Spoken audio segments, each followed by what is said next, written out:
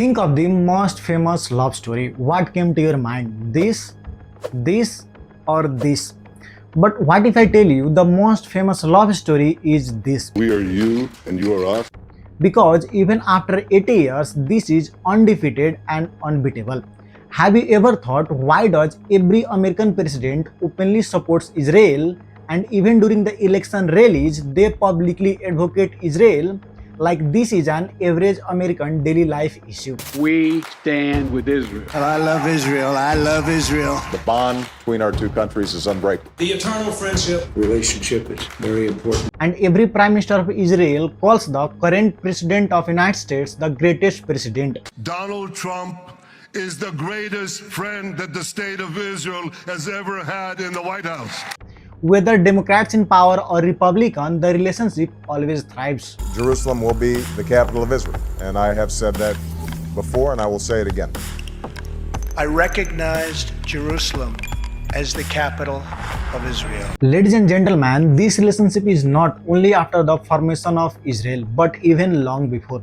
In 1917, when the British government made Balfour Declaration, a statement which supported the establishment of national home for the Jewish people in Palestine, American President Woodrow Wilson supported it, which laid the foundation of Israel. In 1948, when Israel was declared as an independent state, America was the first country to recognize it within few minutes. Before that, there was no Israel, so it was not a strategic backing, defense or intelligence, right?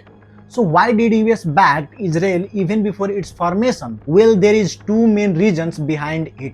First, religion. Evangelical Christians believe that Jesus, his family and first few followers were all Jewish. They are deaf to the Jewish people for protecting scriptures. Not only this, they also believe that God has promised the Holy Land for Jewish people for forever. Two countries are rooted in the biblical heritage. It was created to fulfill the long-standing dream of the Jewish people to return to the home of their biblical origins. Come, let us declare in Zion the word of God. The founders of my country saw a new promised land. You need not be a Jew to be a Zionist. I am a Zionist. Here, the Holy Land is Israel, originally Palestine. This is important because only 2% Americans are Jewish people and approximately 1/4 of populations are evangelical Christians. And then comes the morality. But we have a bond to Israel that's much stronger. It's a moral commitment.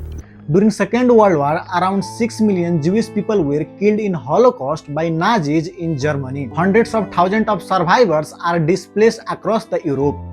Most had nowhere to return because families were killed, houses were destroyed or seized. There was sympathy all across the world for Jewish people, especially in the West. Refugees needed a common place to live. This led to instant support for Israel. Apart from all this, there was a re-election in 1948 and the current president, Harry Truman, needed a support of Jewish people. So without listening others, he given an instant recognition to Israel.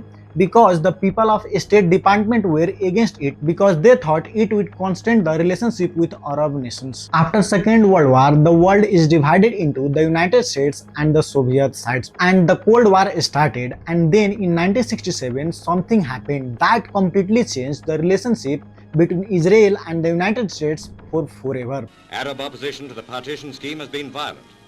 The call for a holy war against the Jews went out from Cairo. In 1967, war broke out between Israel and Egypt, and the reason was pretty obvious: territory disputes. In 6 days, Israel gained remarkable victories, capturing the Sinai Peninsula, Gaza Strip, West Bank, East Jerusalem, and Golan Heights. Hero today of the Jewish peoples, General Moshe Dayan, defense minister and architect of the swiftest, most overwhelming victory of all time. And this is where America realized that it has found the most strategic partner in the Middle East.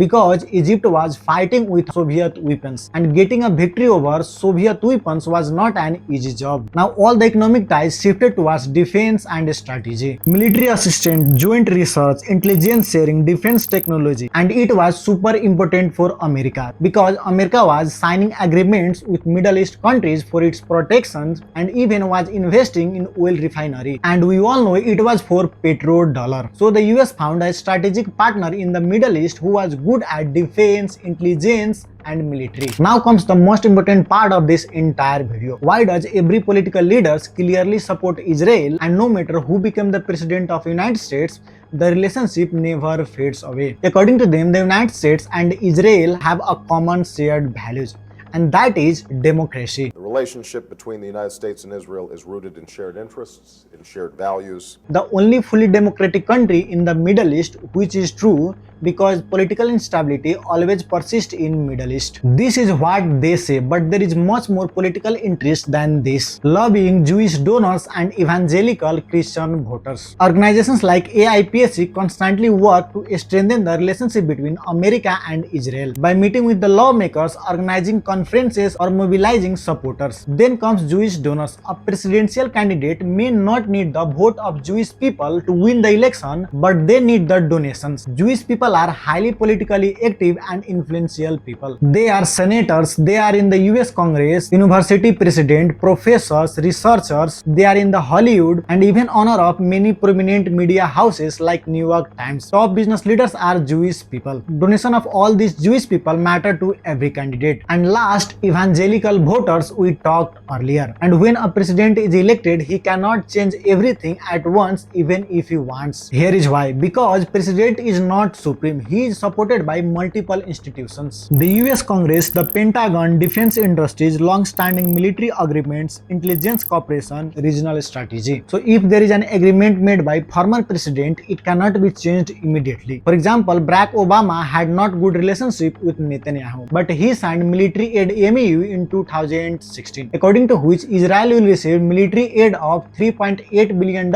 every year from 2019 to 2028. The president changed, but it is still continuing even after so many questions. At last, let's understand how far and deep this relationship is today. In November 2024, the International Criminal Court (ICC) issued arrest warrant against the Israeli Prime Minister Benjamin Netanyahu for war crimes and crimes against humanity in Gaza. Guess what? Donald Trump signed an executive order sanctioning ICC itself, individual judges and prosecutors. Not only this, even banned ICC officials from entering the United States. Israel is the largest recipient of US foreign aid since 1948, over $310 billion. The US provides about $3.8 billion in aid to Israel every year. And since World War II, the US has provided more foreign aid to Israel than any other country. But if you look at the current trends, especially the young people, they sympathize more with Palestine than Israel. And there is a constant voice against the taxpayer money being used in Israel.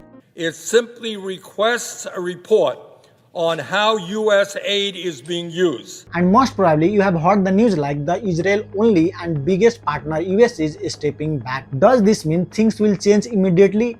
No. The truth is there is still the same institutions, the aid still flows, the agreement still exists, the defense and intelligence cooperation is still going on. Decades of infrastructure doesn't move as the public opinion does. Public opinion and government policy are not same thing. For some movement, maybe they are just moving in a different direction. Thank you so much for watching. If you learned anything valuable, consider subscribing. I'll see you in the next one.